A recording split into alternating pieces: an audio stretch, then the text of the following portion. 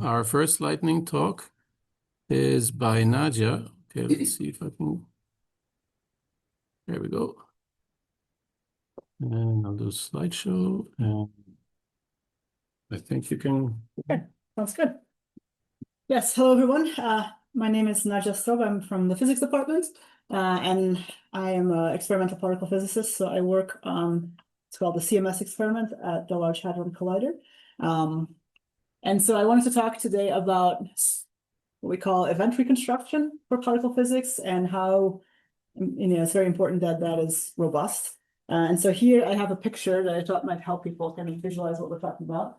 So this was a collision. So we're colliding protons together at CERN. And this is one that was just taken October 8th, so very recently, where we did a special run where the beams were tuned such that we had more what we call pileups. So this is, imagine bunches of protons are colliding, like it's 10 to the 11 protons in each bunch. When they cross each other, more than one pair of them typically will interact.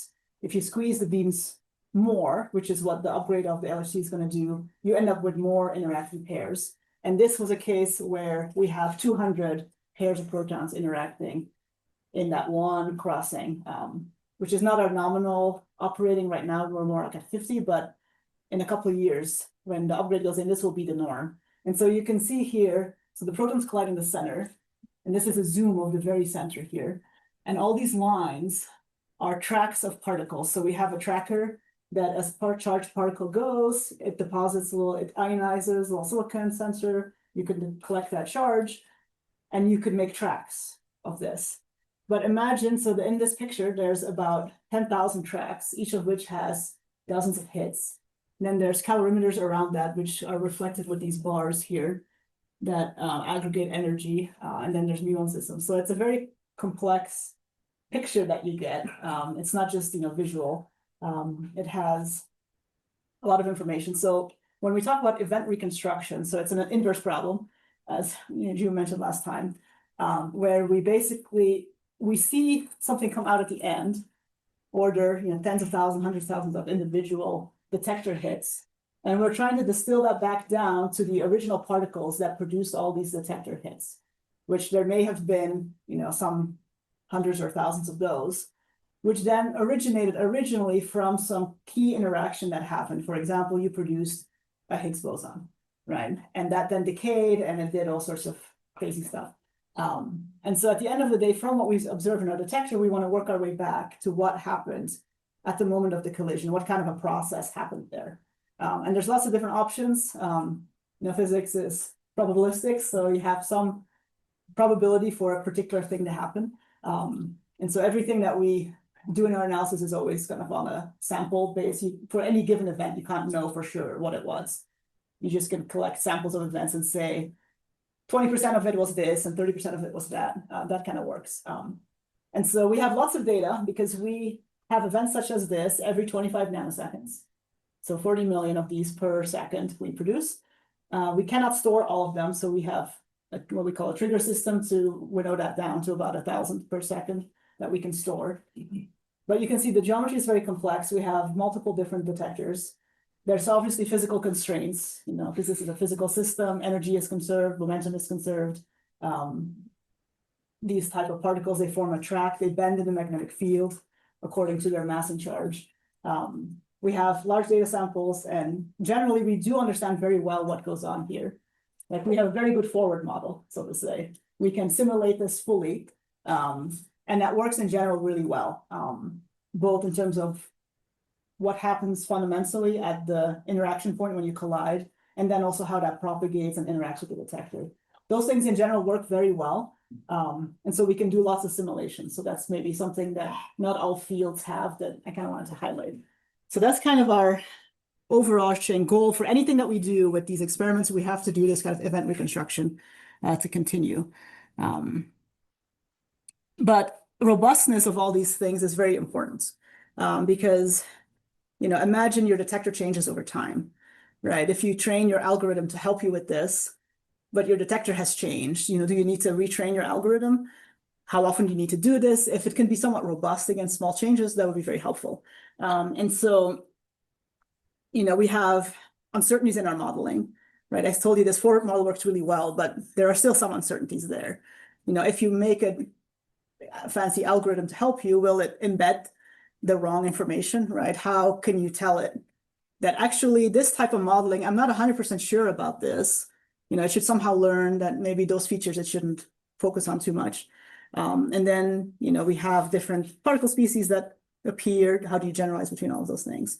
And so I've been working a little bit with my group on a graph neural network that was used for reconstruction in what we call the CMS high granularity calorimeter. So this is an upgrade of our experiments that will take place sort of in, I guess, 5 years from now, roughly, it'll become operational.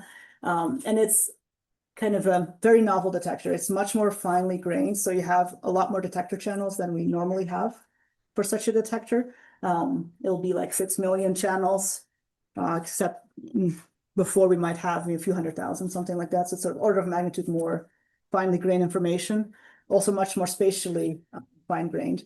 And so all of that forward modeling that we think works so well in terms of the detector interaction, the interaction of the particles with matter, we don't actually know whether it works at that level because we've never had a detector like this.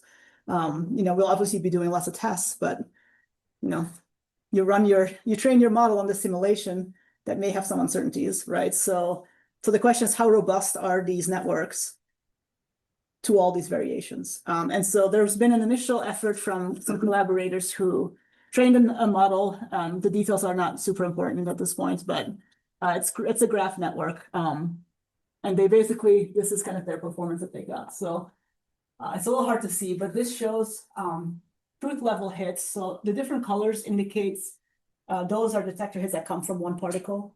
So they all belong together. The gray is noise in the detector. And then this is what the reconstruction does. And you can see in general, kind of the colors, the way they're clustered together kind of matches up. So things in general look pretty good. And so this is the model we've been using, and we've been trying to kind of break it by giving it, variations of the data.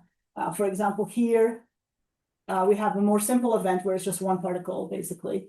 And then we shifted our whole detector by 2 centimeters, the whole thing together. And then you say, okay, now what does this look like? And now you get all sorts of other stuff that it picks up, noise that it now thinks is some real signal. And so that kind of illustrates, this is not robust in that sense. So, and there's lots of other things you can think about in terms of robustness. But we've basically now gotten to the point of we have some metrics that we can use and some toolkit of like evaluating how robust this is, and for a number of different things that are reasonable, like the detector changes.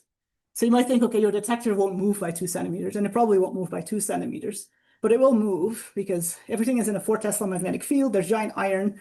Every time you cycle your magnet, the thing moves. The whole thing moves by order centimeter or so. We open up our detector for maintenance and close it back up. It's highly unlikely if you move, I don't know, 100-ton object that you're going to be exactly to the micron level at the same spot, right? So that does happen. Your noise will change over time. We are in a high radiation field, sensors age, noise goes up. So there's different things like that. Particular detector cells might die.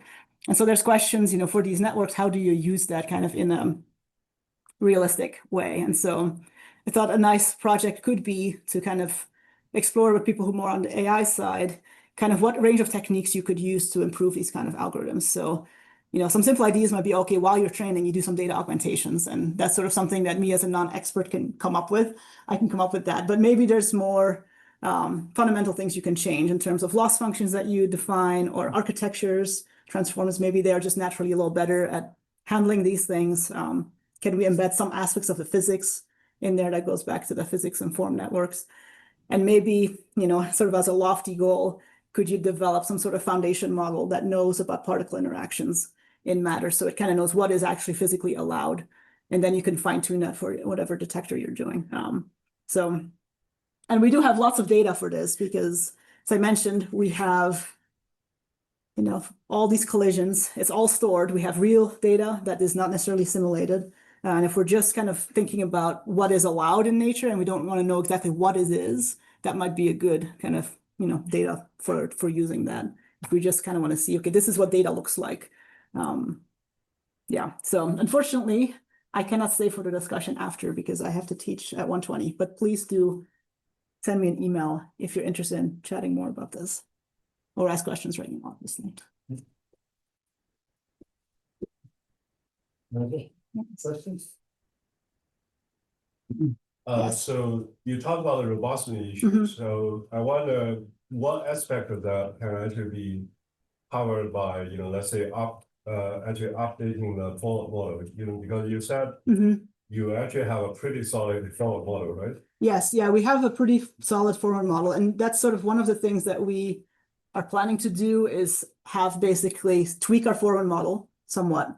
And then we have new examples that we can feed the network basically as we train. So that would be kind of during training stage. We could give it more variation. So that's possible. For some of the things that's possible. The method you're taking now are entirely supervised learning, right?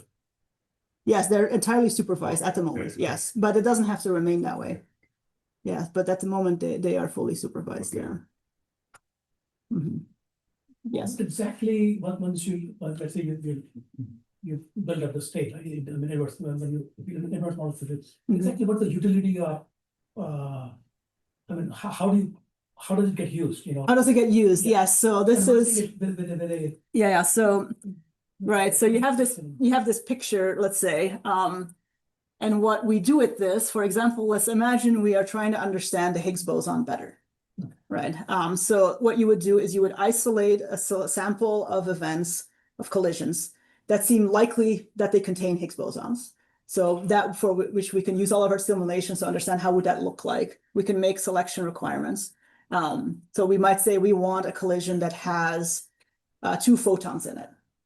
And what are photons? Photons are objects that you've reconstructed from these detector hits. We know, for example, a Higgs boson can decay into 2 photons. We usually can identify photons really well with high resolution, so we can get a good reconstruction of the mass of that Higgs boson, for example. But you have to pick them out of here, out of all this mess, what this photon is, or what all these tracks in general. Lots of them come from, there's these 200 interactions that happen, but only one of them is kind of interesting typically. So you want to be able to identify which belongs where. And historically, we all do this with just doing tracking and seeing where they intersect, basically. But then once you have that, then you group them. Historically we cluster them into clusters of that might represent more what happened at the initial interaction point. So this forms basically the foundation of all of the analysis that is done after, because we at the end of the day, when somebody, and let's say a new graduate student wants to do an analysis using this data. Let's say their advisor says, why don't you search for this new model of physics that some theory friend, came up with that might explain some gaps in our understanding of, physics as a whole. They will say, okay, I will make some simulation to see what that new model looks like. But you usually think in terms of physical objects, particles. That's not what you see in the detector, right? The detector sees how those particles interacted with them, and you just get some charge deposits as you go along, and you might get some light created in a scintillator and various things like that. So from all those detector hits, you have to kind of work backwards and understand what were the actual physical particles that passed through. Like each yellow line was a charged particle that went through. But when you just look at the data, that's just a little blip, blip, blip, blip, right? You start out with a bunch of blips and you have to kind of match them all up together. And so we have lots of kind of traditional algorithmic things right now, but just given the complexity of everything, it seems that AI may be a really good tool to help with that. So. And I just want to give you, if you have a minute, a counterpoint, the example that I understand more than here with the inverse modeling works. Let's say you're trying to figure out how what is the response to rain in a hydrological basin, that it's going to flood or not. But you don't know what the characteristics of the system are, how soft the soil is, how dry it is, what maybe the snowpacks and everything. And there, the inverse modeling problem comes in. That is, you have the observations of weather, you have the observations of the gas flows. Yes. From that, you're trying to figure out the state of the system. Yes. And what people do in those cases, you don't solve the inverse problems, that you solve this forward and inverse model simultaneously. You learn them simultaneously. There is an inverse model you're learning from the observations of the state. And if you know the state, then you have a forward model. That sort of tells you what the observation would be, and then and you see the can kind of iterate, use them to correct, right? In the sense that there is this continuous system of jointly training this forward inverse model that that can really solve the inverse problem, Mhm. in this context. Would a paradigm like this make I sense? think in certain cases I could see that working. Let's imagine we have some particular effect that's not well, that there's a large uncertainty on. And if that can be parameterized, then I think something like this could probably help constrain what that would be. In other cases, it may be a little more difficult. Because like our forward model, it's not a simple model. It requires a lot of computation to get it. You know, you say, okay, I want to produce these two particles or whatever, but then you have to run, you know, large matrix element calculations to sample that for the full phase space and everything. There's a lot of different steps, so it's yeah. Nadja, what do you think? I mean, it is a very complicated forward model, but Yes. do you think we might use AI to find a more compact? People are working on that. Yeah, there are people who are working in a more traditional Gen AI to like make the simulation faster, basically, and encompass, because the whole simulation of an event start to finish, including all the detector modeling, it takes it takes several minutes to do one event, and we have to produce billions of them, so it adds up really quickly if so it can be done, but it's just computationally very resource intensive. And so there are people, not me personally, but there are people who are working on doing basically fully mapping out the forward model, so you can just say, I want this, give me the stuff coming out, like Chat GPT for, people are working on that, but I'm sort of interested in sort of, And those Go ahead. can run jointly, the inverse of the problem. I mean, yeah, you could potentially tie them and see if maybe something like one of these foundation kind of models can be a foundation for both in a way. Would be kind of interesting to think about.